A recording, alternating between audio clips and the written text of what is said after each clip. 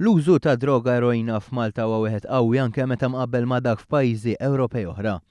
Skont il-European Drug Report tas-sena 2014, Malta hija t-tieni l-iktar pajjiż persuni bil-vizzju tal-eroina. Da meta wieħed jikkunsidra n-numru ta' vittmi fid-dawl tal-popolazzjoni, hija biss l-Ingilterra li kellha użu akbar. F'Malta hawn iktar minn 1000 persuna li huma rreġistrati li qed jieħdu l-kura d-dipendenza fuq l-eroina. Dan ir-rapport li kien ippubblikat għal 20 sena konsekuttiva juri kif wara l-eroina l-iktar droga użata hija l-kannabis u mbagħad hemm l-ecstasy u l-kokaina. Fir-rapport jingħad li 80% tal-każi fl-Ewropa fejn persuna tinqabad possess tal-użu personali tkun involuta droga kannabis. Filwaqt li aktar minn 60% tar-reati li għandhom x'jaqsmu ma' droga huma relatati mal-istess tip ta' droga.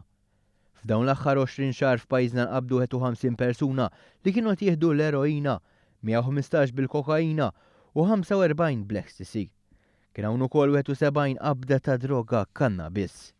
Fl-2014 f'Malta kienu 3 l-imwiet relatati mal-użu ta' droga.